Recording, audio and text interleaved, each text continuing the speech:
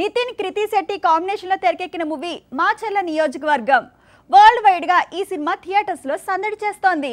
Nitin mass image కలను నిజం చేసేందుకు వచ్చేసింది.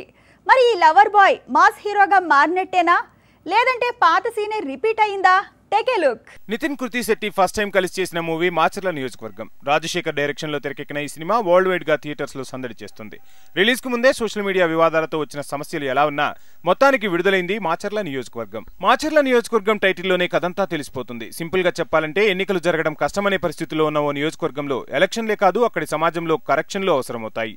ఆ పని నెత్తనేసుకుంటాడు హీరో. ఇది సింపుల్ గా స్టోరీ లైన్. మాస్ హీరోగా ఫోకస్ అయ్యేందుకు కలలు కనే నితిన్ మాచర్ల నియోజకవర్గం మూవీ కోసం గడ్డం పెంచి వాయిస్ పెంచి బానే ట్రై చేశాడు. కానీ సినిమాలో ఎక్కువ శాతం కామెడీ ఫ్యామిలీ డ్రామానే పండింది. మాస్ జోరు సెకండ్ హాఫ్ లోనే పెరిగింది. నటుడిగా నితిన్ మాచర్ల నియోజకవర్గంతో బానే ఆకట్టుకుంటే కృతి తన పాత్ర మేరకు పర్వాలేదనిపించింది. ఇక విలన్ గా సముద్రకని పర్ఫార్మెన్స్ అలవైకుంఠపురంలో లానే ఉందనే కామెంట్లు పెరిగాయి. కొత్తదనం లేదంటూ సెటైర్లు పెరిగాయి. ది వారియర్ తో ఫ్లాప్ ఫేస్ చేసిన కృతి శెట్టి మాచర్ల నియోజకవర్గం మీదే ఆశలు పెట్టుకుంది. అయితే మేకింగ్ పరంగా రాజశేఖర్ చేసిన ప్రయత్నానికి పర్లేదనే టాక్ పెరిగింది. సెకండ్ హాఫ్ మీద మిక్స్డ్ టాక్ నడుస్తోంది.